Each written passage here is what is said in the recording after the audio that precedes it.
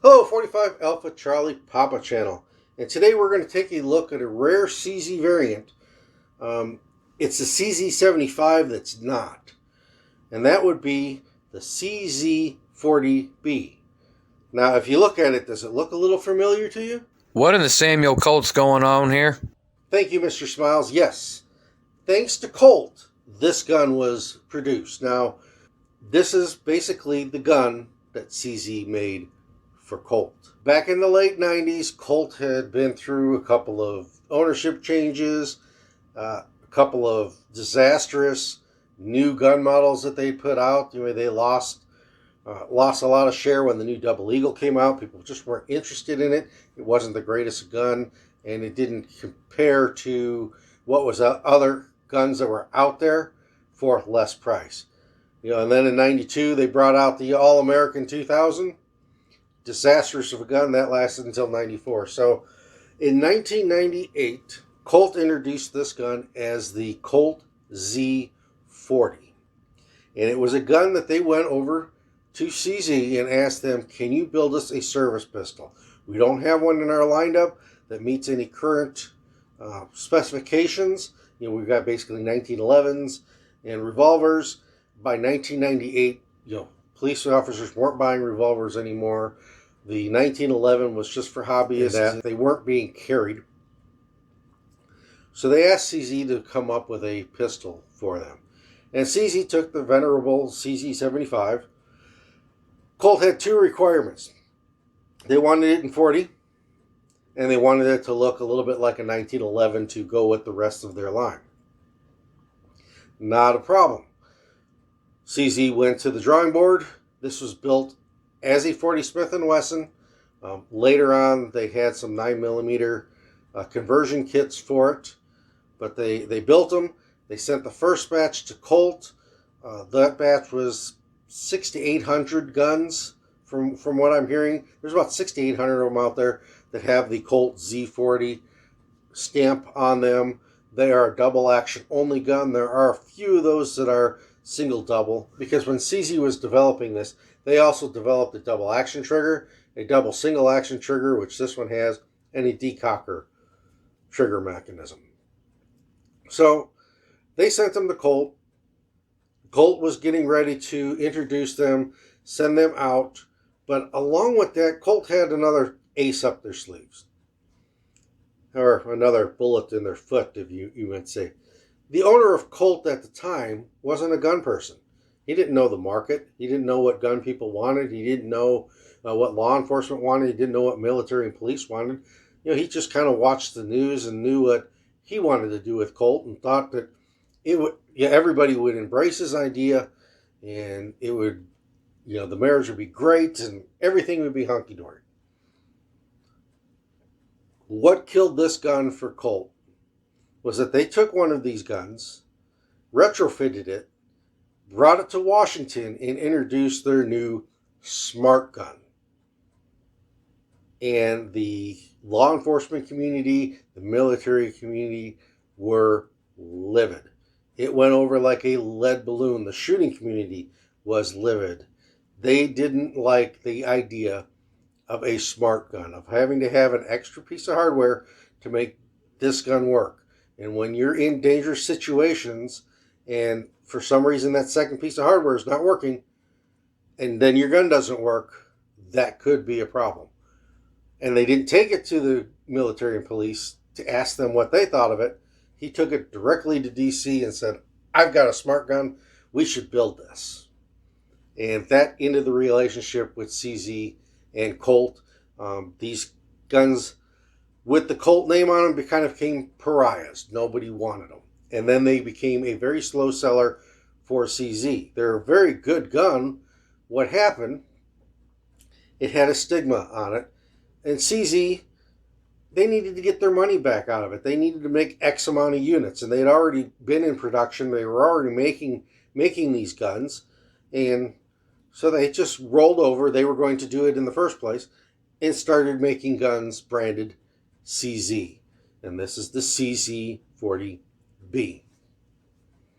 That's how this gun kind of came about. There's a little bit of the history of the gun. Let's go to the range. let's shoot it a little bit and then see what we think. It is a balmy 11 degrees out right now. Considering it was negative 11 when I got up this morning, 11 degrees is nothing. It is nothing. Just make sure you dress warm, dress in layers. I've got some mechanics gloves here. I don't normally shoot with a glove, but we're going to try that today. This is in America's hated caliber, the 40 Smith & Wesson. So we're going to give this a shot. I've got 40 rounds loaded up, ready to go for this. We'll put some rounds down range.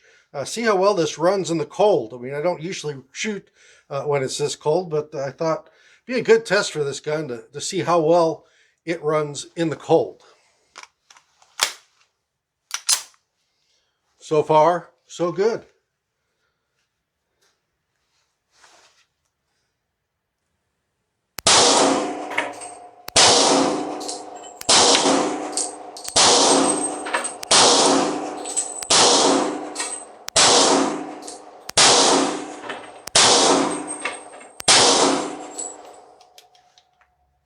That's 10. Slide lock back open.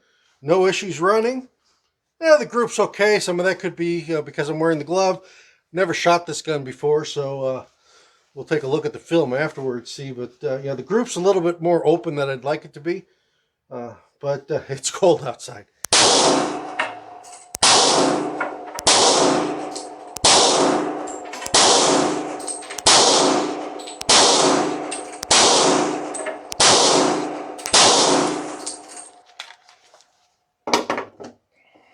With gloved hands, we'll see. Let's just go ahead and take the glove off the one hand and shoot the middle target. See if we get any better grouping. Could be these loads too. It may not like this ammo.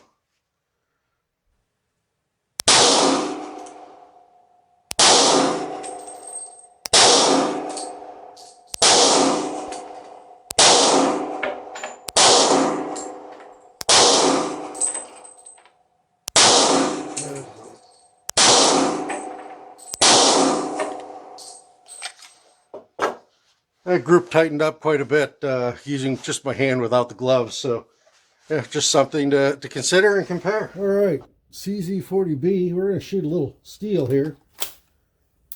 These are Winchester white box. See how well we can shoot steel with it.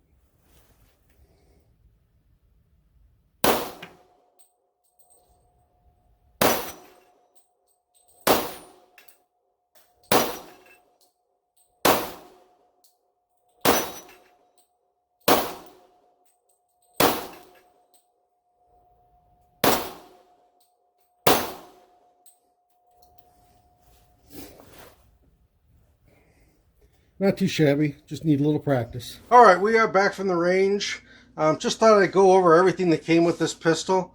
I got the pistol, original box, original hard case for it, instructions, and 4 magazines with it.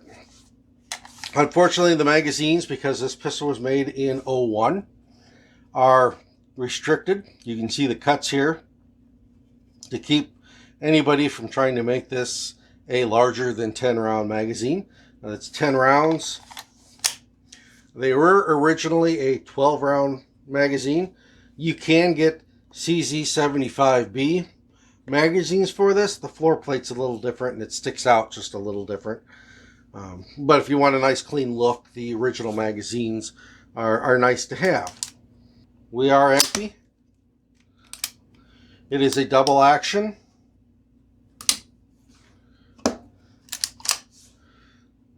Got a relatively long reset, about halfway, before you get a little bit of take up, and a pretty decent single action. So it's a double single action pistol.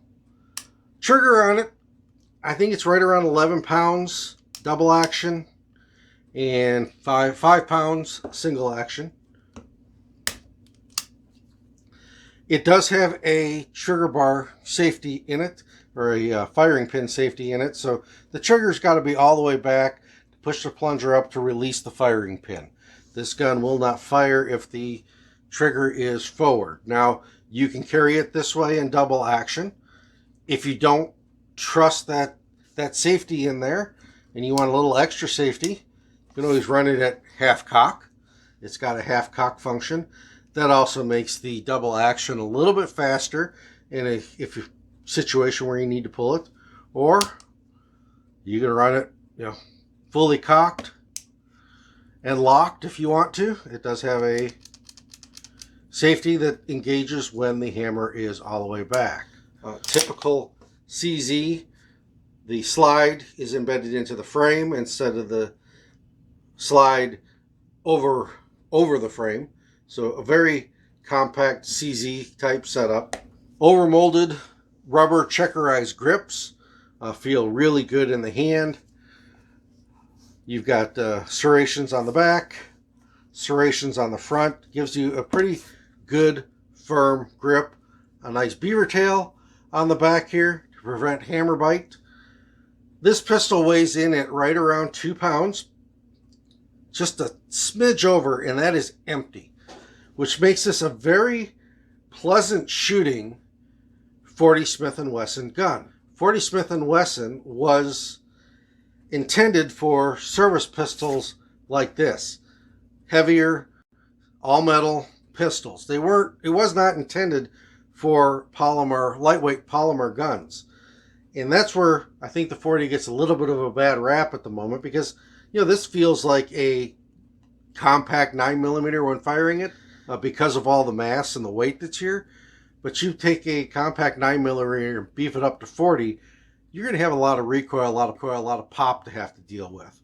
So, as a 40 Smith & Wesson, it's heavy, but it shoots very nice. You got Novak style sights here, a 3-dot sight configuration, if you can see that. I've got the front sight oranged out, so you got 2 whites and an orange. Anti-glare serrations on the back of the sight. Just a very well thought out pistol. Pleasure to shoot. Accuracy, combat accuracy on the day I was shooting, as cold as it was, is good. I have no complaints. I know this gun can shoot a little bit better than what I was shooting it on that day. But a cool little piece of history, a piece of CZ history you don't hear a whole lot about, a piece of Colt history you don't hear a whole lot about. But this did become the Rammy pistol when they went to the compacts with the shorter grip. They kept this 1911 style grip on it. When Colt backed out of this, when Colt did what they did, CZ had to make lemonade out of lemons. And they had to make so many of these guns in which to be able to at least recoup the cost of developing it, all the tooling and stuff it took to make it. They had to at least minimize those losses. They really didn't want to lose anything on this. So these kind of sold kind of slow for them, I think, because of the stigma of the smart gun that Colt had hung on it. But overall, a very nice, very classic pistol, and I'm glad to have it in my collection. This is 45 Alpha Charlie Papa Channel, and I am out.